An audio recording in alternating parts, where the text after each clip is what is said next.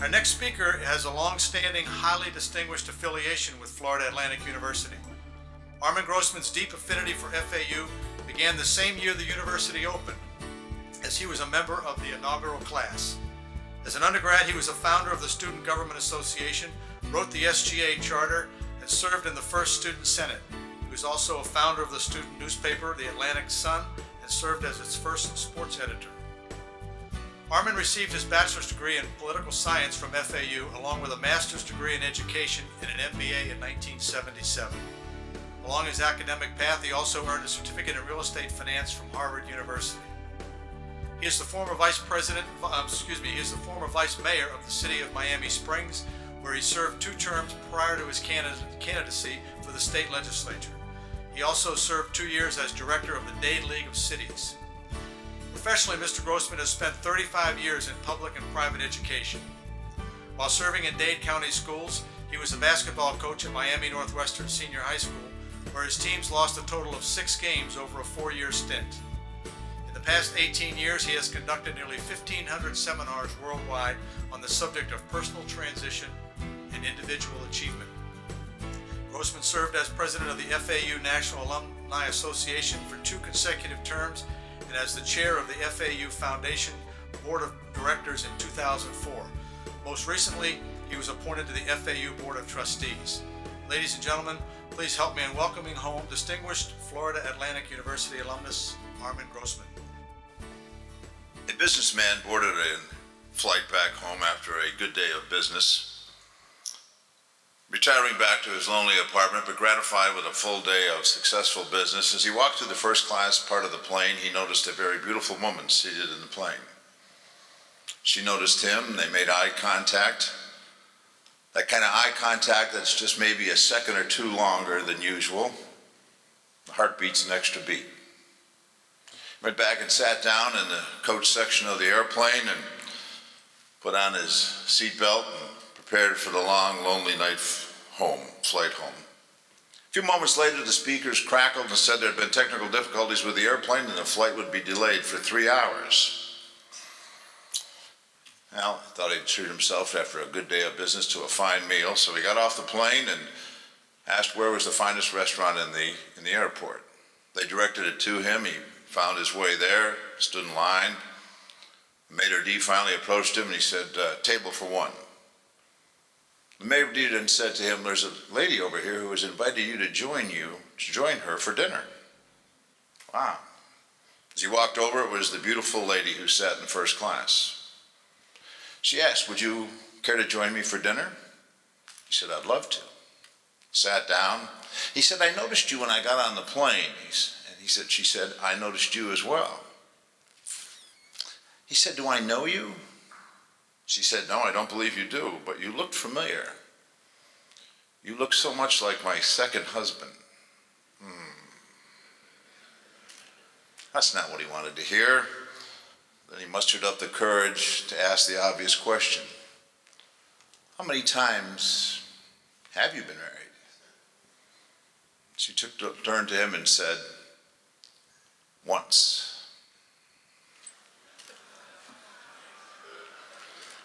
This was a woman of vision. This was a woman who was not afraid to go after her goals. Thanks for being with us today, guys. Thanks to Gino. Where's Gino? He's wandering around here. What a great job he did to put this together. What a vision to put this all together. Thanks for my fellow panel members. I'm honored to share the podium with such distinguished individuals, and thanks for all of you for being here today. When Gino asked me to do this, when he had talked to Austin about it, I guess it was well over a year ago when we put this together, and then I guess it was just a few weeks ago, they said, "Can you give us 3 bullet points that you want to convey to the audience?" And that's kind of challenging, and so I gave it some thought, and so what I really want to do right now is just simply convey those to you. What I really want to do is simply just kind of chat with you for a few moments. I'm not going to keep you too long. I thank you for staying. But I try to come up with 3 things that would maybe you could take away from this and make things better for yourselves. I've been teaching financial enhancement seminars, as Tony said, for the past 22 years, and how do people make their lives better financially. And it's inescapable. I discovered well into the business that it's not just giving them financial tools, but it is the psychology of personal performance and all of the how you think that comes into play with that.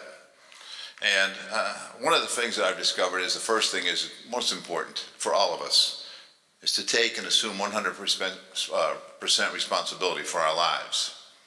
It's often easy just to blame others, to, rely, it's the fault of government, it's my parents, it was family, if it wasn't for her, if it wasn't for him, if it wasn't for those sort of things, I could be successful. Obviously, we know that's a rationalization. There's many things in life that we cannot control, but two things that we absolutely can control 100%, and that is our thoughts and our actions. Taking 100% responsibility for your own life is the most empowering of belief systems that one can assume and put into their core belief system. The second one is we pay the price for success, and we pay the price for success in advance. Now, I kind of feel like I'm preaching to the choir as I stand up here before you, because it's often been my experience that people who attend success seminars are people who are already successful. It's kind of a quirk in human nature. People who need things the most are often the first to refuse it, and people who need things the least are often the first to grasp it. I attended success seminars. Those of you who are undergraduates here at FAU, how many undergrads do I have in here? Good for you. Well, you know what you're going through right now. You're paying the price. You know, it would have been easy not to go to college. It would have been easy to go to work someplace and just do those sort of things. But then you got indoctrinated into college life, and you found out what that was all about. It means pulling a full load. Some of you may have been working part-time while you were doing that, and you go through the exams and then term papers and then go through the finals. And remember what that's like? And then you nail that final at the end of the semester. Boy, what a great feeling that is, isn't it? It's the best. And then what happens? Another semester. Got to go through it again. You get through that, and another semester. And you got to do it again and again. And then finally the big day comes. Commencement. You graduate. Notice we call it commencement. The beginning. Could have called it the end. I don't think people would attend, though. Would you like to come and see Johnny? It's the end. No, it's commencement. It's a great time. It's the beginning of a new beginning. And then you start off in life and do the things that people who are successful do. I have the great fortune here of living in Boca. I love Boca Raton. In this area that I live in Boca, some of the captains of industries, actually some of the most wealthy people in the country, recently listed in Forbes 400 magazine. If you were to talk to them, you would find that they pull the midnight shift. They burn the midnight oil. They pay the price for success. They put their heart and soul into it. The Barry Kays and the Manny Medinas didn't get to where they are by taking it easy. They did things and they made things happen, and they worked hard at it. Not too long ago, a couple of weeks ago, actually, I played this Allianz Pro-Am golf tournament. I had the privilege of playing with Vernon Hill, who is the chairman of the board of Commerce Bank, founder and chairman of the board. He started the bank when he was 27 years old. Put 450 banks into Florida. I don't know how many banks he owns or how many zillions of dollars he has, but I asked Vernon during the course of our golf play, I said, Vernon, how did it come to be that at age 27 you started a bank? He said, well, I just saw myself doing it. He had a vision. He didn't want to work for somebody else. He was willing to pay the price to go out and make that happen. Not too long ago, I was at a political function last fall, and it was in one of the prestigious law firms, one of our fellow alums, and they had a number of candidates there, and it was pretty exciting. And sitting in that beautiful paneled law library, and sipping the grape and enjoying the shrimp, and very well-dressed gentleman at the other side of the room came over and addressed me, and he said, I understand you're over at FAU. And I said, yes, I am. And he said, somebody told me you teach financial enhancement seminars. I said, well, yeah, I do. And I said, it's also the psychology of personal performance and so forth. He said, oh, what's that about? I said, well, it's a study that sort of intrigued me for a long time. It's simply why is it some people are so successful in life and others are not? He said, oh, that's easy. I can tell you what that is. I said, well, I'd be most curious to know what that is. Well, when I found out who he was, his name was Cyril Dennis, and he is the developer of the Via Meisner project. He spent 6 months in Boca, and he also is a real estate developer in Monte Carlo, the French Riviera. So Mr. Dennis plays in a big pond. So when I found out who he was, I was most curious as to what he would have to say. And he said it was very simple. He said some people see the door of opportunity and they just walk right through it. A second group doesn't see the door, so they can't. And there's a third group that sees the door of opportunity, but they're afraid to walk through it. I said, well, that's who I'm talking about. Why does that happen? I said, well, in my explanation, it comes from your childhood experiences. Every society in the history of mankind has had a mythos. It's that the culture, the attitude, the values of that society, and they are inculcated very early, by age 7, into a child. And I offer the example of people who take my financial awareness seminar, and they want to be successful financially, but there is a conflicted core belief system inside of them. For instance, I offer it as an example. If you heard as a child, well, we are poor but honest. Maybe some of you have heard that in the past. The unfortunate thing about that, it has a corollary, rich is dishonest. So therefore, when they get the opportunity to actually move forward financially, there's a conflicted value system, and as a result, they self-sabotage before they ever do it. You may have heard as a child, and many of you have heard this, the love of money is the root of all evil. Well, that's exactly true. The love of money is the root of all evil. However, it is not money is the root of all evil. I'm convinced that sometimes it's the lack of money could be the root of all evil.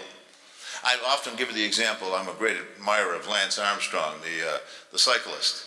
He rides on a beautiful platinum bike. It's a $10,000 bike, but it still only rides on 2 wheels, and each of those wheels have spokes. Those spokes sell for $1.85 each. But those spokes have to be perfectly balanced in order for him to be competitive. You and I could ride it and never know the difference, but to be a cyclist and compete. And the same thing is true if we look at the wheel of life. Each one of the spokes representing a different area of our life, one of which is money. Others are what? Family, education, health, spiritual values, and whatever you put on that wheel. If those spokes are balanced and the wheel is tuned, that wheel will roll and go no further. I heard as a child many times that it's harder for a rich man to pass into the kingdom than to get a camel through the eye of a needle. You ever hear that one? Sure you did. Well, when I heard that, I said, money's not for me, because I couldn't even thread a needle, let alone get a camel through one. Well, actually, a needle is just the arch, is an arch in Jerusalem, and to get through into this beautiful garden area, one must get off the camel in order to get through it. There was a great psychoanalytic psychologist in the 50s by the name of Eric Berne. He developed a school of transactional analysis. I was always a proponent of what I learned here at FAU through Eric Berne. Eric Berne's interpretation of life was we look at things through 3 ego states: parent, adult, and child. A parent, when we look at things through the ego state of a parent, we are doing things that we are imitating our parents. That may be good, and it may not necessarily be good. When we look at things through the child ego state, we're looking at things through an immature childish standpoint. But we look at things through the adult ego state. The adult ego state is a more objective, realistic picture of reality. Within transactional analysis, Eric Berne offered the concept that each one of us has a tape playing in the back of our heads. That tape that plays in the back of our heads dictates many of our decisions throughout our entire life, adulthood. For instance, a child is born in Berne's example, and during the birthing process, it's a difficult situation. And the nurse makes a comment, boy, he's a stubborn one. When Jimmy's 3, he doesn't do the things his mother wants to do, typical 3-year-old, and his mother said, boy, Jimmy's really stubborn. By the time he's in elementary school, he doesn't do the thing his teacher asked him to do, and he said, Jimmy, why are you so stubborn? Gets married, his wife finds that he's stubborn. And he has a script that's playing in the back of his head that he's stubborn, because he's been told that his entire life. Sometimes it's very important that we take that tape and put it on eject, and put a new tape in. It changes our outlook of life entirely. And the third thing that I would offer to you is simply this. As Chief Bush mentioned a moment ago, it is important to stay focused on our goals. Whatever your goals may be, what is success? Success is the achievement of a worthy endeavor, the arrival at a worthy destination, however you may define it. But each week when I teach a financial enhancement seminar, I talk to people about their goals, and very few people ever take the opportunity to set those goals. Without a goal, you are going through life like a ship without a rudder, hoping to hit port. The chances be 1 in a million. Like building a house without a blueprint. Can you imagine such a thing? We would laugh at that. Well, let's just build a house, we'll start laying some blocks and see how the whole thing turns out. It'd be sheer folly. Yet people are willing to lead their lives like that without the blueprint. I'm convinced that most people go through life hoping something good happens, more often than not hoping something bad does not happen, and then just see how the whole thing turns out. I'll have people at my seminar say, you know, Armand, I've worked too hard and too long to end up with nothing. They are not people who plan to fail. They are simply people who failed to plan. But once that plan is put into place, once you have established your goals, how do you stay focused? And a technique that I've used for years and have taught for many years is the use of a vision board. As one of my former students just came up to me a few moments ago and she talked about her vision board. What is your vision board? Your vision board is a pictorial representation of the things you're going to have, you're going to do, you're going to be. Nothing more than a cork board and push pins, the heavy plastic pins, and you put the pictures up there on that vision board. What would be on that vision board? Whatever those goals may be. Maybe it's the graduation for the undergrads. Put a date that you anticipate graduating. Put it up there, and the commencement will be on such and such a date. That would be on the vision board. If you're planning to go to graduate school, what graduate school are you going to? Get a picture of the graduate school and put it up there and the dates that you will be attending. If you're looking forward to a family, and so put the picture of the family. Maybe it's the beautiful house you always wanted to live in. Get a picture of that house, the beautiful boat you always wanted to have. Put that on the vision board. Maybe it's the beautiful car you always wanted to own. I'm a car guy. I've always loved cars. My son, his nine-year-old son, Mark, who's now 10, also shares my enthusiasm for automobiles. We get Automobile Magazine and Car and Driver and Motor Trend every month. Last spring he was reading through Car and Driver and he said, hey Dad, look at this Corvette. This Corvette is, they compared it to the, I think it was a Dodge Viper and a Porsche and a Lamborghini. And he said that the Corvette outperformed it. He said, do you think we could go out and take out a Corvette one time? And I said, sure. So we went down to the dealership and, well, they had several Corvettes there and we picked out a yellow one with black interior with a black top and the dealer said, go ahead, you can drive it and take your son with you. Wow, the car drove great. I wasn't going to buy a car, but we wanted to take it out and take a look at it and see what it was like. But see, these car dealers have a special thing. It's called new car smell. Oh, some of you know. So as I was driving home with my new Corvette, a couple of weeks later I was on Federal Highway. Had the top down right there on Pompano Beach and taking my wife out to dinner, and it was a very innocent evening, enjoying our new Corvette. So we stopped at a red light. A fellow pulled up next to me and he had a 67 with a 427 in it. Gave an admiring glance to that beautiful car.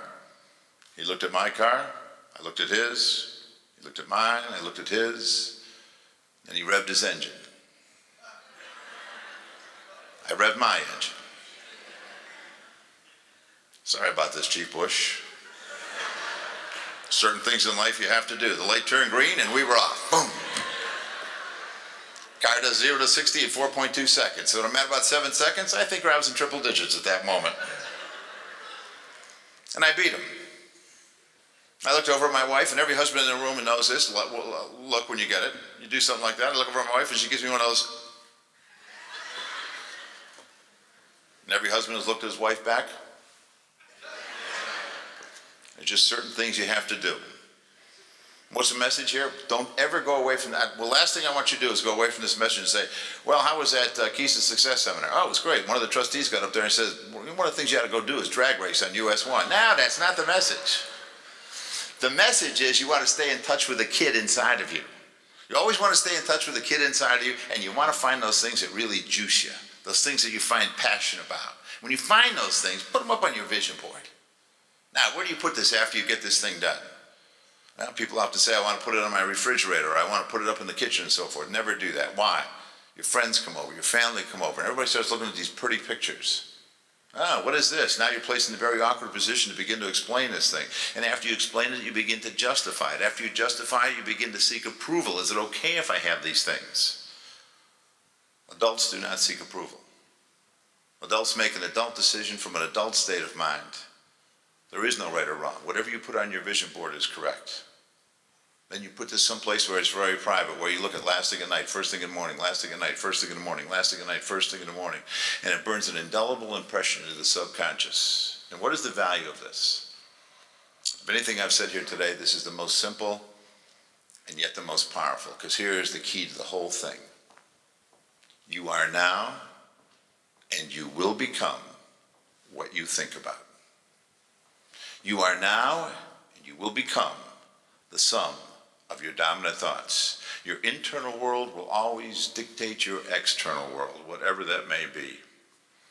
This is nothing new with Armand Grossman. This has been around a long time. Proverbs 23:7, as a man thinketh, so he is. I think that was written back in 1952 or somewhere. 5,000 years ago. Talk about wisdom of the ages. Proverbs 29:18, without a vision they will perish. William James, the father of American psychology, was once asked, what is the most important discovery of your lifetime? And he said simply this, that man cannot distinguish what is real from what is vividly imagined. I'll give you an example of that. Russian athletes training their Olympic athletes in 1980 for the 1980 Olympics did a very marvelous study. They took their weightlifters and divided them into 3 categories. In one category, for 30 days, continued to lift weights. Second category did not lift a weight for 30 days. And the third category simply envisioned themselves going through their routine every week, every day, lifting weights. 30 days, went back and measured the results. The group that was lifting weights had muscle growth. The group that stopped lifting weights had a significant degree of muscular atrophication. And the third group, which never lifted a weight, had muscle growth. That study was confirmed at Ohio State 4 years ago. What the mind tells the body will do. I suspect many of you have been up to Disney World in Orlando. One of my favorite pavilions up there, which I don't believe is there anymore, was the Monsanto Pavilion. It was the 360-degree theater. Everybody remember that? It was the best. It was the early days of virtual reality. And what they did apparently was that they would film something where they had like 8 cameras, and then they'd show that back in the theater, and then it was seamless. So you stood in the center of this, and they ran the film, and you were there. It was live. It was like being there. And they came in at Plymouth Rock, and that was cool. And then there was Key West. And I remember something. There was a Fat Tuesday funeral in New Orleans, and the horses came down, and the saxophone players came down, and they went right past it, and they went past you. You were there. And you flew out west and across the Rockies and the beautiful sight of the snow-capped mountains, and you kind of felt the plane tip a little bit. And they landed in LAX and then drove up the Pacific Coast Highway, one of the most beautiful drives in America, and they ended up in San Francisco, which was the end of the show. And you got to sit at the back of a hook and ladder. Boy, you were on the top of that hook and ladder. What a view with that big fire truck in front of you and the cars behind you, and then off to the right, the beautiful Victorian homes, and the left was San Francisco Bay and Alcatraz and the Golden Gate Bridge. What a view. It was beautiful. You were there. Then suddenly the fire truck was called to a fire. It was up the hills and down the hills and around the corners and up the hills and down the hills and around the corners. And they had to take that out because inevitably, invariably, there would be people in the audience who would become physically ill and get sick. I was standing not too far from someone, never pleasant. And everybody felt sorry, but he explained to the audience, the people standing around him, he apologized profusely. But he said, I'm very sorry about this, but you have to understand, I'm subject to motion sickness. Room never moved, but the mind told the body. And what the mind tells the body, very poignant example, I was doing a seminar several years ago in Dayton, Ohio, and when I talk about this in my audiences, I never take a question, but there was a lady sitting near the back, her name was Tracy, and she raised her hand, and I could tell she was emotionally connected to what I was talking about. And she said, Armand, I'd like to share my experience with vision boards. She said, I was 39 years old, and I'd never had a child. My husband and I had done everything possible. We had done in vitro, gift, artificial insemination, everything that medical science could offer. We spent a lot of money and we hoped to achieve that, but it just didn't happen. And finally at age 39, they said, well, it's just not going to happen. They said, why don't you consider adoption? She said, well, adoption is a beautiful thing, but she said, I wanted to go through the process. I wanted to get pregnant. I wanted to give birth. It was important to me as a woman to do that. And then somebody told me about vision boards. So on my vision board, I put everything that had to do with a baby. Had strollers and bassinets and cribs and Gerber babies. And she said, in the front, I even went so far as to put baby oil and baby powder so I could eat. I got the smell, and I live with that last thing at night, first thing in the morning, last thing at night, first thing in the morning, searing it into my subconscious. She said, I'd like to share this with the audience now. I'd like to share you a picture of my daughter now. She's 3 years old. Be careful what you put on that vision board. I'm proud to share this with you. I made a very good decision early in my life. I picked my parents very well. My mother and father were the World War II generation, part of that great generation. Tom Brokaw called them the greatest generation, and deservedly so. My mother, Rita Louise, was one of the main squeeze, one of the main positive thinkers of all time. She was always that way. As a child, as an infant, she used to listen to Norman Vincent Peale on the radio, and I'm now convinced that much of that may have been absorbed because we know the cognition factor in infants is way beyond what we ever thought it was, even prenatal. It's kind of scary that sometimes people under certain circumstances can recall vividly events when they were a week and 2 weeks old, even before they were born.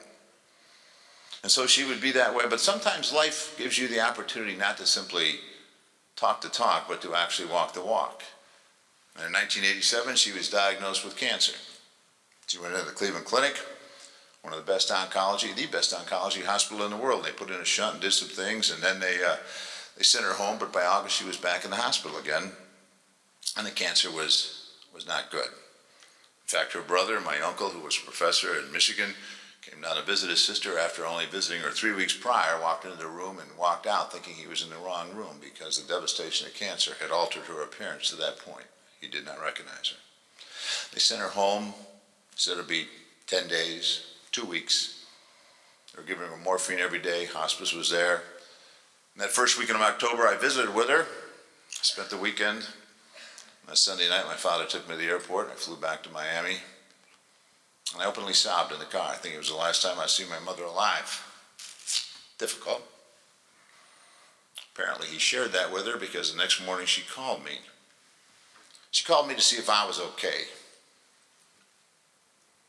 These people we call mothers are a strange breed. Even under the most adverse conditions, they want to know if their kids are okay. And she said, I know what they must have told you, but don't believe it. We'll have another good family Christmas together. A wonderful time of the year. And so on her nightstand, she put pictures of Christmases past. Last thing at night, first thing in the morning. Last thing at night, first thing in the morning. Last thing at night, first thing in the morning. And I want to share with you, it was a great Christmas, but not as good as the following Christmas. She lived 2 years.